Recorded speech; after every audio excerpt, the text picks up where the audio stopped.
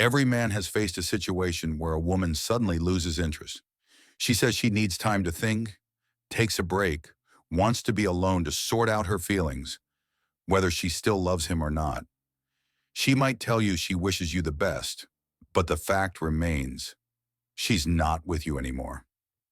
And in that moment, when a man looks into her cold, distant eyes, he simply can't believe that she no longer cares. He starts thinking of all the possible reasons. Maybe she got upset. Maybe he didn't give her enough attention. Maybe someone whispered something in her ear and changed her mind. But the hardest thing to accept is that it might really just be indifference. And even worse, it's not just indifference. It's something deeper. Because in this state, a woman can feel more drawn to a random stranger on the street, someone at work, or a guy on a dating app than to the man she once called her soulmate, the one with whom she shared a whole history. How is that even possible? How can a stranger suddenly be more appealing than someone who's been by her side for years? The answer is actually simple. It all comes down to devaluation. Devaluation is the common thread in every breakup story. She doesn't leave you as a person. She leaves the version of the relationship that no longer excites her. Over time, the things she once loved about you begin to annoy her. Traits she used to overlook now stand out as flaws. Today, I want to explain how this happens, the actual mechanism behind devaluation, how to recognize it, how to predict it, and what kind of relationship usually follows afterward. It's a familiar pattern, one she probably doesn't even realize she's following, but we're going to break it down. At its core, devaluation is tied to pride.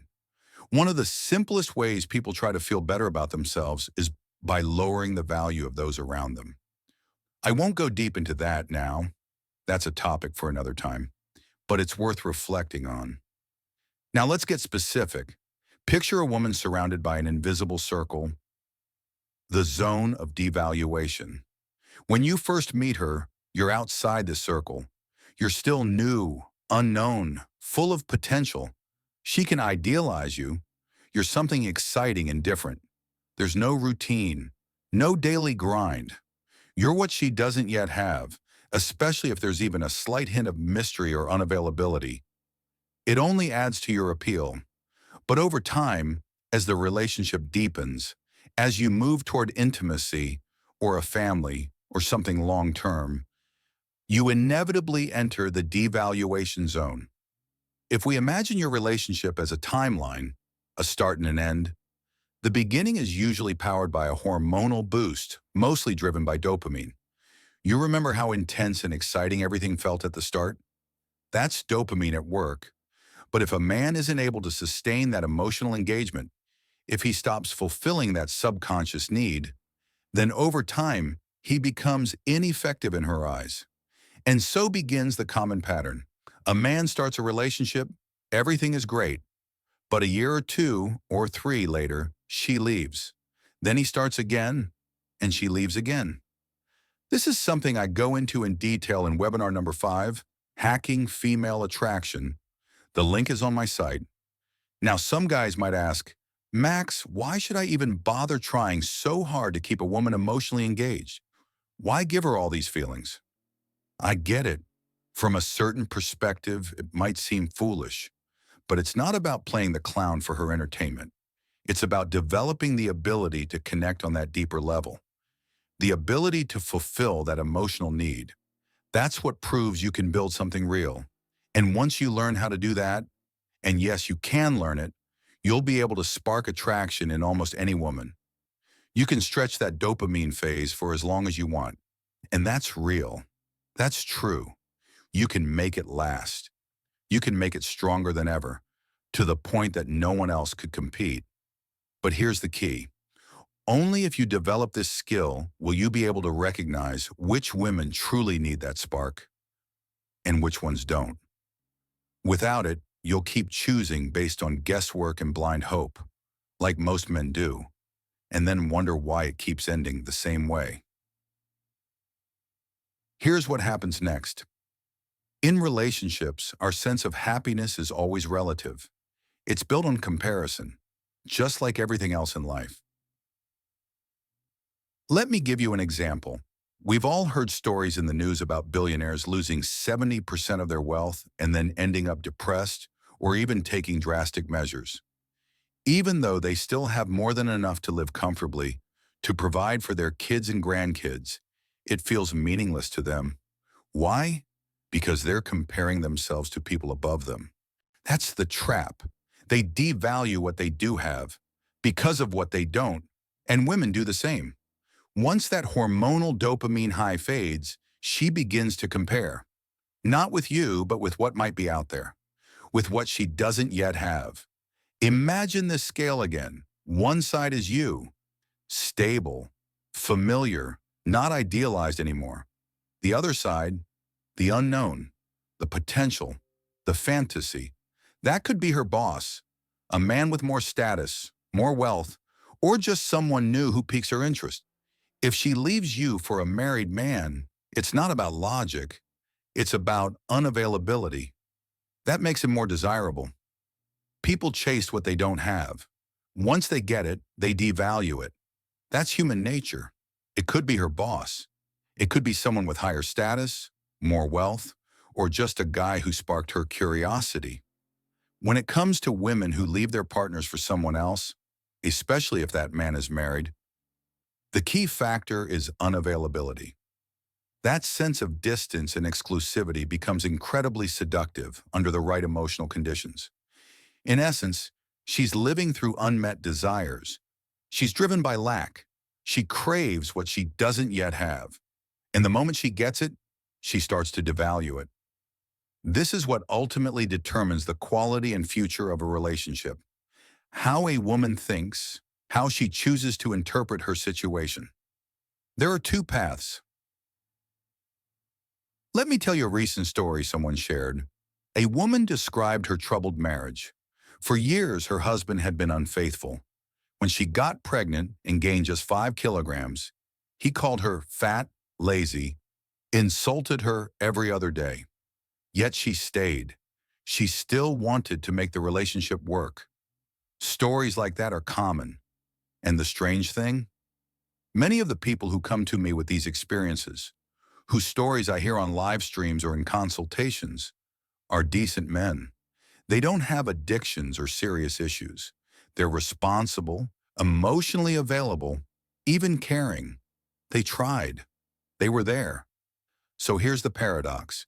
If your ex had focused not on what else she could get or who else she could be with, but instead on what she already had, and if she hadn't been ruled by pride and the habit of devaluation, she would have had every reason to wake up each morning with a smile on her face. And that's not a fantasy. That's real. She would have had every reason to reach over, kiss your hands, and feel deeply grateful for your presence. Because you were there. You didn't leave. You didn't cheat. You were genuinely building a future. The whole beautiful life was right in front of her. If only she didn't devalue what she already had. There's no need to reach for something vague and far off. Enough with the fantasies, enough with Instagram and all the popular self-help slogans telling you to love yourself more until pride spills out of your ears. That's not what you need. What you need is effort, daily effort, inner work, a mindset shift. But when a woman starts comparing her life to everything she doesn't have, when she acts from a sense of lack, that's when everything starts to fall apart. Right after that initial love phase fades and your emotional impact begins to weaken, she starts to see you as boring, dull, annoying. Almost always, the reasons are completely made up, based on vague feelings. The same guy she once found funny and charming is now not like he used to be. Ask her why she's unhappy and she'll give you unclear, shallow reasons. You've probably seen it. Many of you have. A woman trying to explain why she wants to leave, struggling to find the words. She might just sit there, lashing out, being rude, or even insulting. And you can't link it to anything real. You're left thinking, where is this coming from? The truth is, she's not just devaluing you. She's devaluing her whole life. That's where the resentment comes from. Toward you, toward her situation, toward everything. Because in her worldview, a life like this can't possibly bring happiness. And if she can't be happy here, someone has to be at fault. And who else could it be but the man closest to her? She starts to believe she deserves more, and you're the one holding her back. That's when you start becoming the enemy. Now, the example I just gave, that's an extreme case. But here's the part that hurts the most. Even women without obvious personal issues can fall into this pattern. I've seen it in real life and in countless consultations. These are women you can feel comfortable with. They're not hysterical. They're not dramatic or constantly fighting. It plays out subtly. At first, she's super drawn to you. She clings to you emotionally. Then, slowly, something shifts. A slight, almost invisible drop in your significance. Then boom, a few small triggers, and she's pulling away. Sorry, she says, and she's gone. Then a few weeks later, hey, how are you? She starts gently checking in, pretending to care. Just wondering how you're doing. But you're thinking, what do you mean, how am I? You left me. That's hypocrisy. That's not honesty. Why lie because she needs to retouch the narrative? She can't allow herself to feel like a bad person for walking out. She tells herself, I just went searching for happiness. And conveniently, she forgets about you along the way. That's why this tendency, this predisposition, might not always be obvious at first. And many people wonder, why do women often come back months or even years later? It's because once you've been devalued, she can easily leave you for someone who's actually worse than you in every way. And here's the truth. Sometimes the ideal unavailable man doesn't even exist yet. She doesn't know him. She's not in love with him. She just imagines him. Even when she walks away into nothing, she's not really leaving you. She's chasing this fantasy, this imagined man, the one who's out there somewhere. And why does she run from relationships? Why does she back away from working things out? Because that sense of lack intensifies. If she feels even slightly unfulfilled with you, and especially if she senses that you're becoming less available, emotionally or otherwise, the craving kicks in even stronger. She won't admit this out loud, of course, but it's the truth. It's real. And even if she does meet that mysterious, ideal guy, sooner or later he'll fall into the exact same devaluation pattern. Meanwhile, you, being devalued now, have a chance to regain value simply by becoming distant. Through ignoring her, through creating emotional distance, you start drifting into that zone of inaccessibility again. So men often ask, why do exes come back at all? Why not just find someone new on Tinder or wherever? And they don't get it. Most men completely misunderstand female motivation. They've never experienced this emotionally. They skip over this entire dynamic. They just don't see it. But here's the simple truth. You, or someone like you, is still the goal. She doesn't care who the person is, his name, personality, values.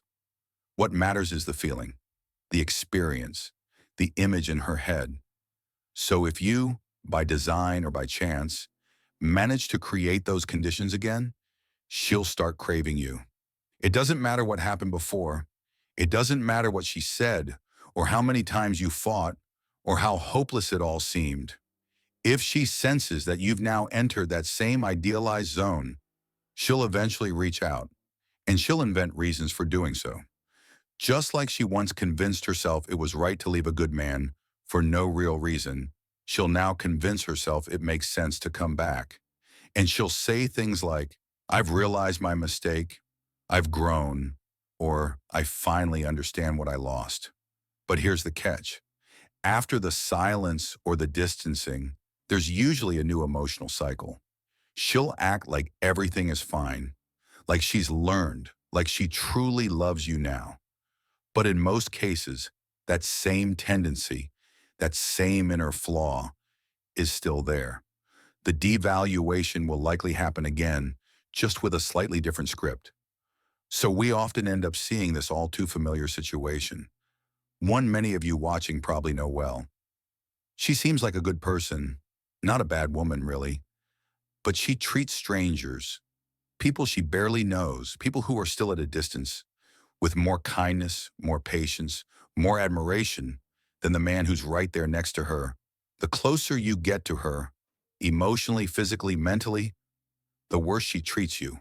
And what really confuses men in these moments is seeing how much she cares about opinions from outside, how much more weight she gives to praise, attention, and validation from others than from you, the person who actually lives beside her. So what do you do if you still get flashbacks about your ex? If you're still haunted by memories? Understand this. What I'm describing isn't some guess. It's not something I'm pulling out of thin air. I've talked to thousands of people. I've seen these patterns play out over and over again. This isn't theory. This is daily reality. This is how it works. But here's the thing. No matter how much you watch these videos, no matter how much you agree with them, until you go through the process yourself, nothing will change. You can't change your reality just by nodding along to YouTube.